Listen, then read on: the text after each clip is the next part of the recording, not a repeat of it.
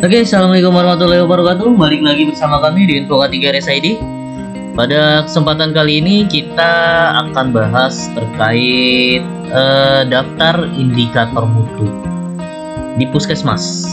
Oke, jadi banyak yang teman-teman yang masih bingung apa aja sih indikator mutu yang pas di puskesmas gitu, baik dari unit UKP, UKM, admin, ataupun program-program lainnya. Nah, di video kali ini saya akan sharing contoh-contoh indikator mutu yang bisa diterapkan di puskesmas ya, baik itu puskesmas rawat inap maupun puskesmas rawat jalan gitu. Oke, mungkin teman-teman yang sedang mencari indikator mutu untuk di puskesmas masing-masing bisa mendapatkan insight atau masukan gitu, sehingga bisa membuat teman-teman tahu apa aja sih yang harus kita lakukan dalam menentukan indikator mutu. Oke, berikut contohnya. Untuk indikator mutu sendiri di puskesmas itu ada 3 ya. Pertama, indikator nasional mutu atau INM, di mana secara regulasi ada 6 indikator yang wajib dikerjakan gitu. Lalu yang kedua adalah indikator mutu prioritas puskesmas atau IMPP, di mana dalam melaksanakan menentukan IMPP ini bisa dari 3 poin, yaitu area prioritas, layanan unggulan, maupun dari risk register gitu. Oke. Lalu yang terakhir adalah indikator mutu unit atau pelayanan gitu. Nah, untuk INM sendiri sebenarnya teman-teman sudah tahu ya, ada 6, yaitu yang pertama itu adalah kepatuhan kebersihan tangan, lalu penggunaan APD, identifikasi pasien, keberhasilan pengobatan TB, semua kasus sensitif obat, dan ibu hamil mendapatkan ANC sesuai standar, dan kepuasan masyarakat atau pasien. Nah, untuk indikator mutu ini sudah pasti paten ya, dan tidak bisa diubah ya, karena 6-6-nya ini sudah masuk indikator nasional mutu. Oke, lalu yang kedua, nah ini jarang ada nih. Yang kedua adalah indikator mutu SKP atau sasaran keselamatan pasien. Jadi SKP itu kan ada 6 ya, kalau teman-teman googling 6 SKP. Jadi ada 6 sasaran keselamatan pasien. Yang pertama itu adalah lupa saya. Bentar, kita cek. Identifikasi pasien yang pertama, yang kedua adalah identifikasi saat pemberian obat. Pertama identifikasi pasien, yang kedua peningkatan komunikasi efektif, ketiga kewaspadaan terhadap obat high alert, keempat kepastian tepat lokasi, tepat prosedur dan tepat pasien untuk pasien operasi, pengurangan risiko infeksi, dan pengurangan risiko pasien jatuh. Nah, kalau kami di rumah sakit biasanya menggunakan indikator SKP ini ke unit-unit terkait. Contohnya dalam kepatuhan identifikasi pasien, otomatis semua yang melayani pasien punya indikator mutu ini. Lalu yang kedua, peningkatan komunikasi efektif, semua yang melayani pasien atau semua yang memiliki area komunikasi seperti dokter perawat, perawat bidan, dokter-dokter spesialis, itu kami masukkan indikator mutu ini gitu.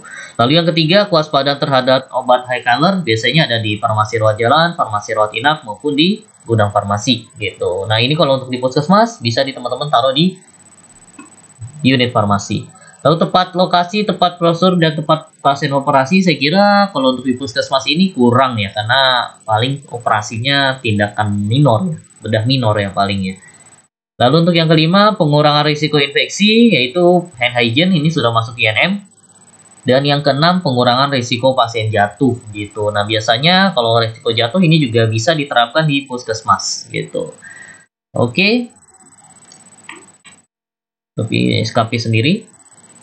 Lalu yang kedua adalah indikator mutu prioritas puskesmas. Nah, untuk indikator mutu prioritas puskesmas sendiri bisa teman-teman lakukan dari tadi area prioritas. Jadi sebelum memilih indikator mutu prioritas, ada baiknya teman-teman punya area prioritas terlebih dahulu, sehingga ketika sudah didapatkan, maka teman-teman akan lebih mudah dalam menentukan IMPP-nya. Atau yang kedua, kalau bisa teman-teman lakukan dari visi misi puskesmas diturunkan dalam bentuk layanan unggulan. Nah, layanan unggulan inilah yang bisa teman-teman kejar dengan IMPP gitu. Misalnya layanan unggulannya adalah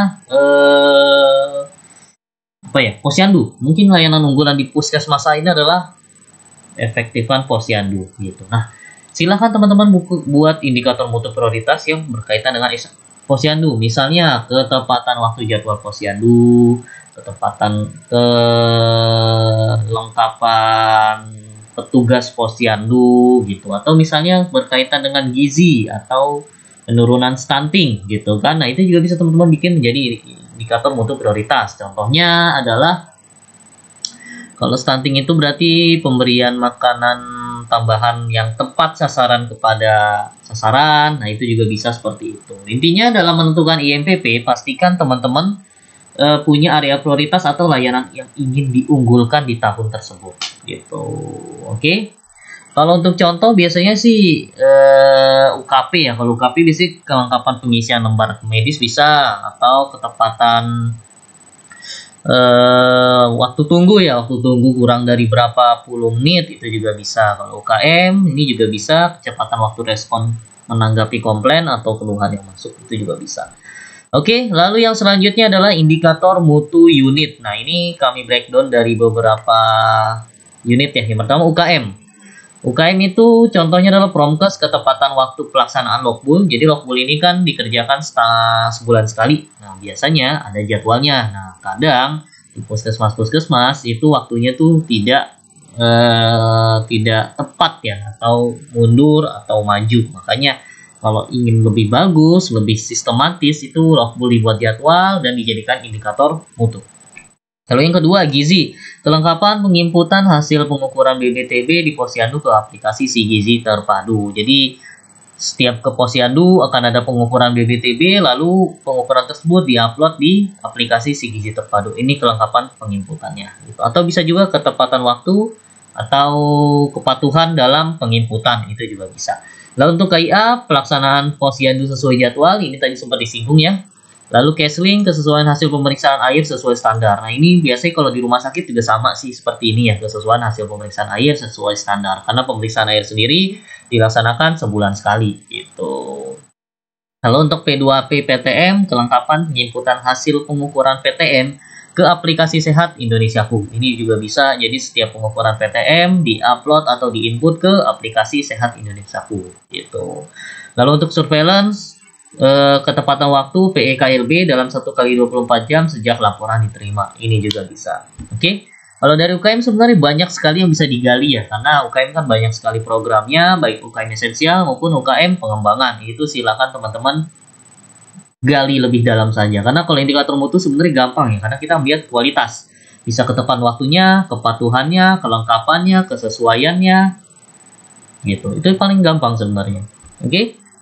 Tinggal teman-teman punya sense saja untuk apa nih yang pengen diperbaiki ke depannya. Nah, itulah yang teman-teman bisa masukkan poin ketepatannya, kelengkapannya, kesesuaiannya, atau kepatuhannya gitu. Oke, lanjut. Yang kedua adalah admin. Admin ini administrasi dan manajemen. Ada banyak ya di kaki-kaki admin itu, mulai dari keuangan, kepegawaian, terus manajemen puskesmas, lalu juga ada sistem informasi, lalu juga ada apa lagi ya? Sarpras gitu, dan juga jejaring. Oke, contohnya itu pertama adalah seluruh tenaga medis dan paramedis memiliki STR dan SIP yang berlaku. Oke, ini masuk ke kepegawaian ya. Jadi kelengkapan STR dan SIP bagi tenaga medis dan paramedis di puskesmas itu juga bisa. Lalu yang kedua, kehadiran seluruh pegawai puskesmas dalam apel mingguan. Ini juga bisa teman-teman, karena apel itu wajib dilakukan setiap 1 minggu sekali di hari Senin atau di hari-hari besar. Oke, ini juga bisa. Lalu yang ketiga, ketepatan waktu pengisian kinerja setiap bulannya. Ini kinerja yang dimaksud mungkin kinerja PKP ya, penilaian kinerja puskesmas setiap bulannya ditentukan di bawah tanggal 5. Ini juga bisa teman-teman. Gampang sekali untuk pengukurannya. Lanjutannya, pengukuran lokakarya bulanan sesuai jadwal. Nah, ini tadi bisa ya. Ini mungkin lokakarya triwulan kali ya. Karena kalau triwulan itu kan, kalau bulanan tadi biasanya diserahkan ke Promkes, kalau triwulan biasanya di admin karena kaitannya dengan lintas sektor. Oke, lalu yang keempat itu kepatuhan pengisian sistem informasi terpadu pengisian tepat waktu. Ini puskesmas ya, sistem informasi manajemen. Nah, ini bisa teman-teman adopsi untuk indikator mutu di puskesmasnya masing-masing. Gampang? Gampang teman-teman, karena pengukurannya itu lebih mudah dan emang ini kegiatan sehari-hari. Oke, lanjut ke apa nih? Terakhir adalah UKP. UKP sebenarnya teman-teman bisa cek aja dari rumah sakit ya, karena ya memang UKP di puskesmas itu adopsinya dari klinis-klinis yang ada di rumah sakit. Contohnya untuk poli umum, waktu tunggu pemeriksaan pasien di ruang poli umum kurang dari 60 menit. Nah, untuk waktu tunggu ini agak beda dengan rumah sakit ya. Kalau rumah sakit kan dari didaftarkan hingga selesai pelayanan. Kalau untuk di puskesmas kayaknya karena sistemnya itu satu sistem ya. Mulai dari pendaftaran, ada baiknya dari mulai rekam medis itu sampai di poli umum sampai pasien selesai. Makanya untuk ininya tuh bisa kurang dari 15 menit atau setengah jam gitu.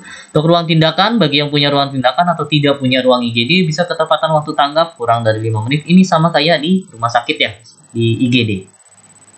Untuk poli gigi, kelengkapan pengisian inform consent pada tindakan pencabutan gigi. Nah, ini oke. Sebenarnya untuk kelengkapan pengisian inform consent juga bisa diadopsi di ruang-ruangan lainnya, tergantung tindakan-tindakan yang perlu inform consent-nya itu apa aja. Untuk poliana, pengetahuan pengisian MTBS pada usia 2 bulan sampai dengan 5 tahun. Oke, jadi setiap ada anak 2 bulan sampai 5 tahun yang kunjungan puskesmas, silahkan dilakukan pengisian MTBS-nya. Gampang ya, ini kegiatan sehari-hari ya. Lalu untuk KIA, waktu pelayanan ANC 30 menit, ini kayaknya sama dengan indikator nasional mutu ya. Ada baiknya kalau untuk KIA mungkin bisa secara kualitasnya gitu. Atau kita gali lagi secara kualitas, misalnya kepatuhan pengisian e-cohort, itu juga bisa. Oke. Dengan atau kelengkapan e-cohort. Ini juga bisa. Untuk KB, kelengkapan pengisian keempat anamnesa di BNKB sesuai standar. Oke, ini mah kegiatan sehari-hari ya. Mudah juga. Untuk poli gizi, jika memiliki gizi klinisnya ya, ini konseling gizi pada ibu hamil dan anemia. Jadi ini kepatuhan melakukan konseling gizi. Jadi setiap ada ibu hamil dengan KEK atau anemia, maka wajib dilakukan konseling gizi. Nah, dari 1 bulan ada berapa ibu hamil yang KEK dan ada berapa yang dilakukan konseling gizi gitu. Itu juga kegiatan yang kualitatif sekali ya, berkualitas. Oke, untuk Konet, kelengkapan pengisian inform consent nih sama ya seperti tadi. Ini tindakannya tindakan hacking di ruang persalinan. Oke, ini hacking saya kira perlu sih untuk inform consent ya. Untuk poli TB, penetapan diagnosa TB paru melalui pemeriksaan BTA atau TCM. Oke, ini juga kegiatan sehari-hari ya. Ini juga bisa. Untuk lab, waktu tunggu hasil pelayanan lab, wah ini sama seperti rumah sakit ya, tinggal teman-teman cari aja standarnya itu berapa. Untuk farmasi, ketepatan penggunaan antibiotik pada ISPA non pneumonia. Ini saya nggak tahu nih apakah emang ketepatan penggunaan antibiotik ini pas di farmasi atau justru di dokter umum harusnya sih ya kayaknya ya. Karena yang meresepkan itu kan dokter ya. Farmasi mah tinggal mengeluarkan saja gitu. Lalu untuk ini waktu tunggu pelayan resep. Nah, ini tuh untuk farmasi ini sebenarnya udah bagus sih. Waktu tunggu pelayan resep obat 5 sampai 30 menit. Ini juga kegiatan sehari-hari dan pengukurannya itu gampang. Untuk rekam medis, pengaturan pengembalian buku rekam medis. Nah, ini juga saya nggak tahu kalau di puskesmas untuk pengembalian buku rekam medis ini apakah tanggung jawabnya rekam medis atau tanggung jawabnya unit pelayanan gitu. Jadi ketika rekam medis ini sampai ke unit pelayanan, nah yang mengembalikannya itu unit pelayanan atau orang rekam medisnya. Karena kalau yang wajib mengembalikan itu pelayanannya, maka indikator ini cocoknya ada di pelayanan, bukan menjadi indikator mutu rekam medis. Oke, kuningin aja ya. Lalu yang selanjutnya penyediaan dokumen. Nah, ini baru pas untuk rekam medis gitu. Jadi penyediaan dokumen rekam medis ke poli umum atau poli-poli lainnya itu kurang dari 10 menit gitu. Oke, gimana? Gampang? Silahkan di screenshot ya teman-teman kalau pengen tahu. Jadi indikator mutu ini yang sederhana dan emang dikerjakan sehari-hari gitu. Jadi dalam melaksanakan indikator mutu ini saya kira nggak akan sulit gitu, pasti ya bisa lah dijalankan gitu. Oke, silakan di screenshot. Dan indikator mutu ini untuk UKM ya harusnya sih bisa lebih banyak lagi gitu, karena belum semua UKM masuk ke sini. Contoh mungkin program kesehatan kerja tuh, tepatan waktu melaksanakan peregangan di area kerja gitu, atau pelayanan apalagi ya, gigi, pelaksanaan kegiatan sikat gigi massal, atau ke program UKS, pelaksanaan UKS sesuai jadwal. Nah itu banyak. Jadi ke dalam menentukan indikator mutu itu sebenarnya tinggal konsepnya ya, kecepatan waktu, kepatuhan, kelengkapan, kesesuaian. Itu aja sih sebenarnya. Tinggal apa yang ingin kita sasar. Dan pastinya setiap unit yang ada di puskesmas itu punya kegiatan, baik itu UKM, admin ataupun UKP. Nah, tinggal kegiatan mana yang ingin kita lakukan peningkatan mutunya. Itu aja sih sebenarnya, gampang ya. Mungkin dari saya sekian, terima kasih atas kesempatannya. Selamat malam, assalamualaikum warahmatullahi wabarakatuh.